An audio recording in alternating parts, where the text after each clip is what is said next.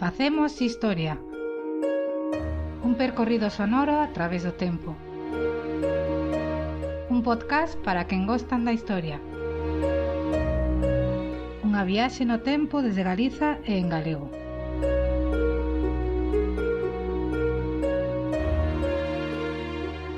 Episodio 8. A revolución non se fai nun día. As etapas da Revolución Francesa.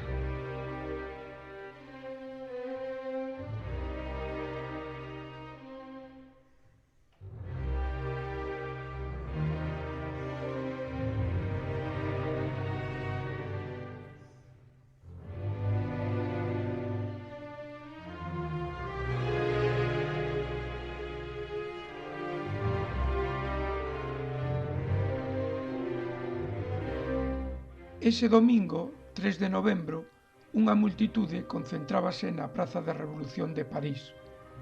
Un gran cadafalso ocupaba a parte central da praza. A estrutura de madeira, un impoñente palco, perdera o carácter de construción temporal e mantíñese instalado permanentemente. Ordes do comité. Naqueles días era o grande foco de atracción do pobo parisino, que se achegaba para asistir de espectador ao diario e macabro espectáculo. Xa era tarde. Nunha hora e media o sol caería definitivamente e a oscuridade apropiaríase de París. Mais aínda había luz suficiente e todas as persoas congregadas na praza observaban con atención as 7 persoas situadas sobre a tarima, 6 homes e unha muller. Ela era a protagonista deste drama e a multitude agardaba que neses últimos momentos da súa vida os prantos e as súplicas resoasen na praza. Porén, non ia ser así. Olympe, a quen os seus pais lle puseran de nome Marie, máis que unha vez adulta, acadada a súa independencia tras a morte do seu marido, co que se viu obrigada a casar, como sinal dunha nova vida mudara non só o seu nome, senón tamén o apelido, Olympe de Gouges, estaba de pé. Ela mantiña a compostura, alí, diante da guillotina, escoitando os berros e os insultos que lle proferían aqueles descoñecidos. Só pasara un día desde que fora sometida a un xuízo sumarísimo, sin posibilidade de defensa, acusada de querer acabar coa revolución. Ela, que tanto dera pola revolución, que tanto tivera que afrontar. E se ante as acusacións injustas do tribunal mantivo a súa dignidade, agora non a ia perder. Sabía cal era o seu tráxico destino. Moitos amigos e coñecidos dela antes o sufriran, os irondinos, acusados tamén de traizoar a revolución. Cando 32 diputados irondinos foran arrestados, alá polo 2 de xuño, xa lle parecía tan lonxe esa data e só pasaran 5 meses, en quente redactaron a carta, un testamento político titulouno, e que enviou á convención e que foi lido o 9 de xuño. Coraxe. Ela sí que tiña coraxe de defender as súas crenzas nun momento onde todos calaban, por medo ao que ora lle a ela vivir, a súa execución. Aínda que lle tremesen as pernas, non se ia derrubar, nin diante de Robespierre, nin diante de ninguén. Caería a súa cabeza, mas non os seus ideais.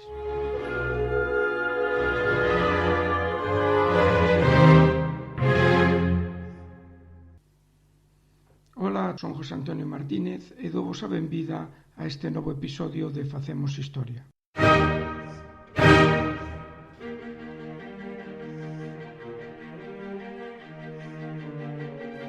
A vida de Olympe de Gouges amósanos que unha revolución, sexa francesa ou calquera outra, que supón un cambio total na vida dunha sociedade, non se fai nun día, nin un ano. Se ouvistes o episodio anterior, xa sabedes que a toma da Bastilla, ese pazo convertido en prisión real, que simbolizaba o poder do monarca absoluto, tómase como inicio da revolución. Mais canto durou a revolución? Ou preguntado de outro xeito, cando se puso fin ao antigo réxime en Francia? Pois as historiadoras e historiadores non se poñen de acordo.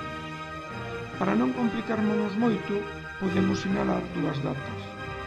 A máis común é situar a súa fin en 1799, no momento do triunfo do golpe de Estado de Napoleón. Aínda que tamén hai quen atrasa a súa fin até 1815, momento en que Napoleón é derrotado, incluindo así as diferentes etapas do goberno napoleónico, consulado e imperio, dentro do período revolucionario. Xa sexan 10 ou 25 anos, o que está claro é que as cousas mudaron ao longo do período revolucionario, polo que compre dividir en etapas a Revolución Francesa. E aquí tampouco temos unanimidade, mas diferenzas houbo, por iso é necesario utilizar diferentes nomes para os diferentes momentos. De seguro que Olympe de Gouges non coñecía nin se preocupaba de como lle ian chamar os historiadores o momento onde ela, coa cabeza baixo a guillotina, agardaba a súa morte. Mais sabía que dende 1789 a revolución mudara realmente e os grupos sociais, os dirixentes políticos, xa non tiñan as mesmas prioridades que ela tiña cando iniciara a loita contra o antigo réxime. Facemos historia.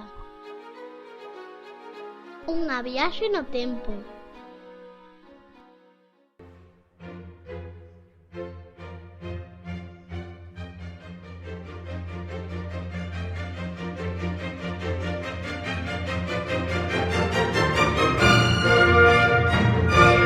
Non compliquemos moito a nosa explicación. Podemos falar de tres grandes etapas antes da chegada de Napoleón: a monarquía constitucional, até o ano 1792, onde o rei mantivo a xefatura do Estado e na que se promulgou unha constitución que garantía a división de poderes. Habería unha segunda etapa, que se denomina República Social ou República Democrática, que abranguería desde o arresto e deposición do rei Luís XVI, o intentar fuxir de Francia para xunir as tropas austríacas, até o derrocamento e execución de Robespierre en 1794. Como o seu nome indica, Francia convértese nunha república. Outro grande cambio é a elección dos representantes da Asamblea Nacional por sufraxio universal masculino, fronte ao censatario dos períodos anterior e seguinte. A Asamblea Nacional Francesa mudou de nome, pasándose a chamar Convención. Por iso, nesta etapa, tamén se falan de dous períodos diferentes, segundo dos representantes políticos da burguesía que dominasen o Parlamento: Convención Xirondina, apoiado nos sectores máis conservadores, e a Convención Xacobina, apoiada nos sectores máis radicais da burguesía e nas clases populares, as de menos recursos, coñecidos como Sans-Culotte. Esta última época tamén se coñece como Terror, un período onde o goberno xacobino, presidido por Robespierre, recorreu ás execucións en masa de todas aquelas persoas que consideraban inimigas da revolución. Eran momentos críticos. Estábase a vivir no país unha guerra civil promovida por quen querían volver ao antigo réxime, así como unha guerra exterior a que tiña que facer fronte Francia para evitar a invasión das potencias absolutistas europeas, encabezadas por Austria, que tamén querían por fin o proceso revolucionario. A nosa protagonista, sen ser absolutista, foi executada nun momento onde dende o poder se restrinxiu as liberdades ao considerar calquera disensión ou discrepancia política como unha traizón á revolución. Olympe, clara na defensa dos seus ideais, vai sofrir o mesmo destino que outros xirondinos, caídos en desgraza neste período, ou que o mesmo Robespierre, que será executado tras ser deposto do poder ao se iniciar o período coñecido como Directorio, no ano 1795, onde a burguesía máis conservadora volve coller as rendas do movemento revolucionario tentando mantelo de pé, mais freando as ideas máis democráticas e sociais dos xacobinos. Por este motivo, esta última etapa, que rematou co golpe de Estado que permitiu a suba ao poder de Napoleón Bonaparte, denomínase tamén República Conservadora. As músicas en Facemos Historia.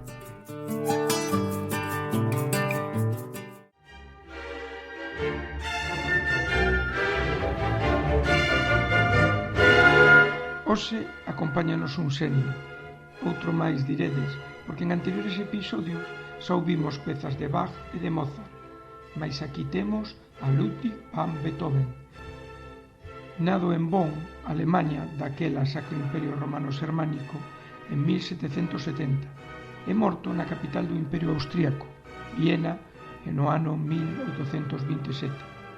E non pisou Francia, nin participou activamente da Revolución Francesa. Por que neste episodio? Coetáneo destes acontecementos, aquí temos a un revolucionario na música e no seu funcionamento social. Con el, a música, inmersa no período que denominamos clasicismo, transformouse ata configurar o estilo do romanticismo. A súa influencia foi clave no resto dos compositores do século XIX e, en xeral, na historia da música posterior. Outro dos aspectos polos que compre salientarmos a Beethoven é a súa actitude ante a vida, coa que deu unha transformación á figura social do compositor. Até entón, os músicos estaban moi dependentes dos nobres para quen compuñan, estando suxeitos aos seus gustos.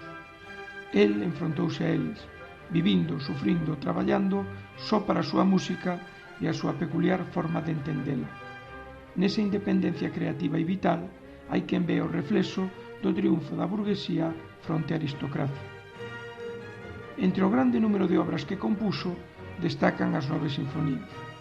Neste episodio acompáñanos a terceira, a denominada Heroica. Os especialistas consideran que con esta obra rompe con todos os esquemas musicais anteriores, iniciando unha nova era, que se coñece como romanticismo. Houbo quen pensou que Beethoven compusera a sinfonía en honor a Napoleón Bonaparte, a quen vería como representante dos ideais da Revolución Francesa que se estendían por Europa. Mais hai quen pensa que o que se ensalza realmente non é a figura do xeneral francés, senón un ideal, o do heroe, o espírito do heroísmo. Respondede, quen de vos quere máis ou serve mellor a patria que a min? Vos actuades de mala fe, non queredes nin a liberdade nin a perfecta igualdade. Devóravos a ambición, e un boitre que vos come por dentro e vos destroza sen descanso, que vos leva ao maior de todos os excesos. Olimpia de Gulles, testamento político.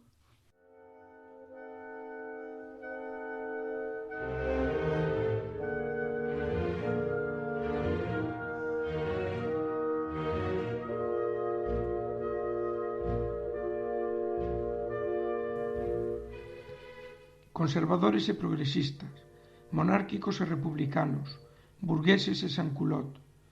Dentro dos defensores da Revolución Francesa houbo ideoloxías e posicionamentos diversos, o que nos explica as diferentes etapas ao longo de todo o proceso, dependendo de quen controlase o poder as rendas da Revolución.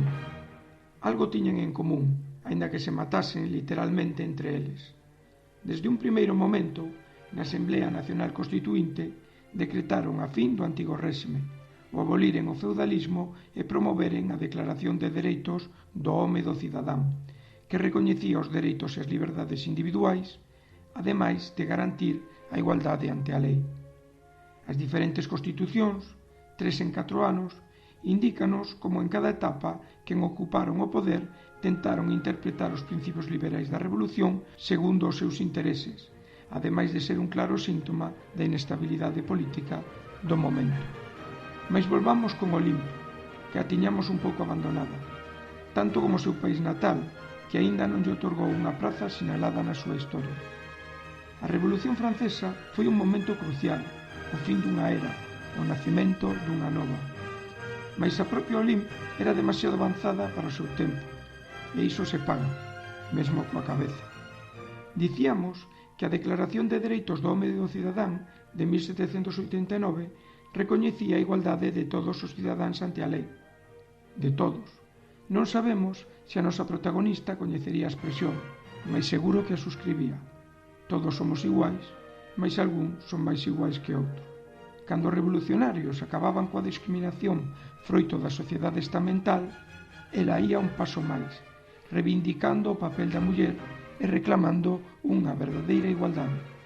Impulsou unha declaración dos dereitos da muller e da cidadá no ano 1791, onde pedía a igualdade real da muller en todos os campos, incluída a política. Mirade se non foi adiantado o seu tempo, Sabedes cando foi a primeira vez que a muller pudo votar en Francia? 1945. E tamén foi unha defensora dos dereitos de todas as persoas, defendendo a abolición da escravitude, a través dunha obra de teatro que escribiu, pola que mesmo recibiu ameazas de morte por parte dos propietarios de escravos, un gran negocio nas colonias americanas de Francia. A Asamblea Nacional mantivo a escravitude mesmo coa Declaración dos Dereitos do Home e do Cidadán. A poboación negra non debía entrar para eles neses criterios. E aínda que houve unha primeira abolición pola Convención, Napoleón volveu instaurar a escravitude en Francia e non sería até 1848 cando se aboliría definitivamente. En 1799, Napoleón subiría ao poder en Francia e acumularía un poder que o levou mesmo a se autoproclamar emperador. Con tanto máis poder que un monarca absoluto, non pensedes que nada mudara en Francia. Mais esa é outra historia, ou a mesma, mais noutro episodio. Se gostas da historia, se pasaches un bo rato ouvindo este episodio, lembra que podes nos seguir a escoitar a través de nosas contas en Spreaker, iVoox ou ben en iTunes, na conta de Facemos Historia. Podes visitar o noso blog facemoshistoria.wordpress.com, onde atoparás as referencias deste episodio. Non dubidedes en vos suscribir ao noso podcast en calquera das plataformas indicadas ou a través da nosa canle de YouTube. Non te perdas a nosa cita semanal e, como non, se queres contactar con nós para calquera tipo de consulta ou suxestión, podes facelo a través do noso correo electrónico facemoshistoria@gmail.com ou da nosa conta en Twitter @facemoshistoria. Agradecendo a vosa atención, despedímonos até o próximo episodio.